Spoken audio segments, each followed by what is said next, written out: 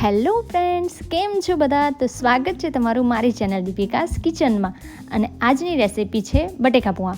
બટેકા પૌવા જનરલી આપણે સવારે નાસ્તામાં ને એમાં તો બનાવતા જ હોય છે. તો આજે હું બનાવું છું બટેકા પૌવા. તો ચાલો રેસિપી સ્ટાર્ટ કરી લઈએ. તો સૌથી પહેલાં મેં અહીંયા 1 વાટકો જેટલા પૌવા લઈ લીધા છે. આપણે જે બટેકા પૌવાના પૌવા છે એ લીધા છે. હવે એમાં અલગ અલગ કંપનીના મળે છે. તો અહીંયા પહેલાં આપણે કાણાવાળા વાડકાની અંદર પૌવા લઈ અને એને આ રીતે ધોઈ લઈશું. એટલે કે આ રીતે પાણીમાં પલાળી દેવાના છે થોડી વાર માટે. હાથ આવી રીતે કરતાં કરતાં તમે આ રીતે 2 મિનિટમાં પૌવા સરસ રીતે પલળી જવાના છે. અને હવે પાણી એક સાઈડમાં કરી અને પૌવાને આપણે આ રીતે મૂકી રાખીશું, જેથી બધું પાણી છે એ નીકળી જાય અને પૌવા પણ એકદમ સોફ્ટ થઈ જાય. તો હવે એક બાજુ આપણે વઘાર કરી લઈએ. તો સૌથી પહેલાં મેં અહીંયા એક કઢાઈની અંદર તેલ એડ કરી એમાં આપણે શિંગદાણા એડ કર્યા છે. એને આપણે તળી લેવાના છે.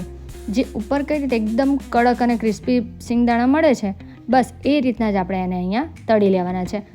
તળી અને શિંગદાણાને આપણે કાઢી લેવાના છે. હા, આપણે ઘણી વખત શું કરીએ છીએ કે શિંગદાણા છે એને પહેલાં તળી લઈએ અને પછી એમાં ને એમાં રહેવા દઈ આપણે રાઈ જીરાનો વઘાર કરી દઈએ છીએ. પરંતુ મારે શું છે કે અહીંયા હું અલગ કાઢી લઉં છું, કારણ કે છોકરાઓને અલગ ઉપરથી નાખવા એ વધારે મજા આવે છે. તો અહીંયા હવે આપણે તેલ ગરમ છે એમાં ને એમાં રાઈ, જીરું અને હિંગ એડ કરી લેવાની છે. હવે એની અંદર આપણે મીઠો લીમડો નાખવાનો છે, અને ત્યારબાદ આપણે લીલા મરચાં એડ કરવાના છે. આપણે અહીંયા લાલ મરચું એડ કરવાનું નથી, એટલે મેં તીખી લીલી મરચી એડ કરી છે. જે તીખાશમાં મતલબ કે તીખી વધારે હોય છે એ મરચાં એડ કરી લીધા છે. તો હવે આપણે એની અંદર ડુંગળી એડ કરી લેવાની છે.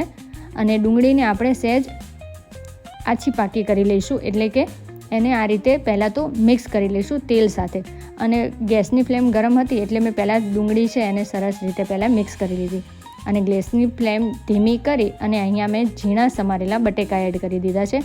ઝીણા સમારો કે આવી રીતે પાતળા પાતળા સમારો તો પણ ચાલે, કારણ કે બટેકા પૌવામાં જો તમે બાફીને પણ બટેકા એડ કરી શકો છો, આ રીતે કાચા પણ એડ કરી શકીએ છીએ.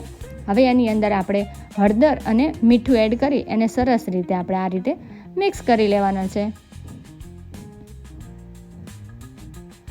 તો આપણે હળદર અને મીઠું સરસ રીતે એડ થઈ ગયા છે. તો એને ઢાંકી અને 5 મિનિટ માટે મૂકી દઈશું. હવે 5 મિનિટ બાદ આપણે ઢાંકણ ખોલીશું અને એમાં આપણે ધાણા જીરું એડ કરીશું.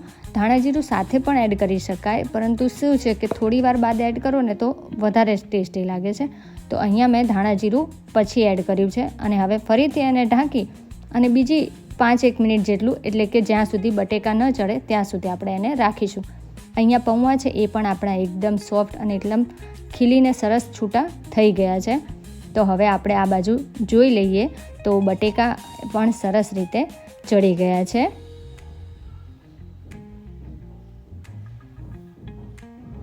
આ રીતે આપણે જોઈ લેવાનું છે કે બટેકા છે એક સરસ રીતે આપણા ચડી ગયા છે કે નહીં. હવે ચડી ગયા છે તો આપણે એની અંદર ખાટા મીઠા પૌવા બનાવવાના છે, એટલે આપણે એમાં ખાંડ અને લીંબુનો રસ એડ કરી લઈશું. હવે એ બધું સરસ રીતે મિક્સ કરી અને ખાંડ છે સહેજ ઓગળી જાય ત્યારબાદ આપણે એમાં આ પૌવા છે એ એડ કરી લેવાના છે. હવે પૌવા એડ કરી લીધા છે. તો આપણે હવે બધા જે બટેકા પૌવાના મસાલા સાથે પૌવા છે એને સરસ રીતે મિક્સ કરી લઈશું.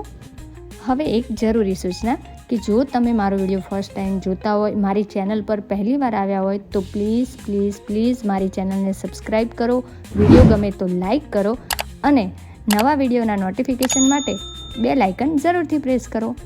હવે એક નવી ટીપ, તો જ્યારે પૌવા આપણે ચોળવીએ છીએ થોડી વાર માટે, તો એની અંદર થોડું પાણી એડ કરી અને પછી 2 મિનિટ માટે એને ઢાંકીને મૂકી દઈશું. તો આપણા પૌવા છે એ થોડી વાર પછી પણ એટલા જ સોફ્ટ રહેવાના છે. જે પાછળથી કમ્પ્લેન આવે છે કે આપણે પૌવા બનાવી લીધા પછી એને જમવા માટે આપણે પીરસીએ તો થોડી વાર બાદ એકદમ ચવડ અને કડક થઈ જાય છે. પરંતુ આ રીતે જો તમે પાણી એડ કરી અને પછી એને ચડવશો તો પૌવા છે એ ક્યાંય સુધી એવા ને એવા જ સોફ્ટ રહેવાના છે, મતલબ કે ચવડ અને કડક થઈ જશે નહીં. તો ઉપરથી ધાણા ભાજી એડ કરી એને મિક્સ કરી આપણે સર્વ કરી લઈએ.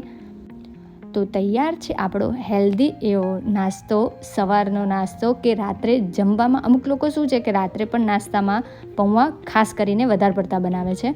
તો એની ઉપર આપણે જે સિંગદાણા તળ્યા હતા એ એડ કરીશું અને ઉપરથી આલુ સેવ, રતલામી સેવ પણ યુઝ કરી શકાય છે, સાદી સેવ પણ લઈ શકો છો. ઉપરથી તમે તમારી પાસે ખારી મમરી હોય, મતલબ કે બૂંદી મમરી જે હોય એ પણ તમે એડ કરો તો પણ એનો ટેસ્ટ એટલો નિખરીને એટલે કે એટલો વધારે સરસ આવવાનો છે.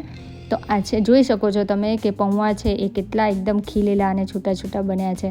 તો આ રેસીપી જરૂરથી ટ્રાય કરો અને વિડીયો ગમે હોય તો લાઈક જરૂરથી કરજો.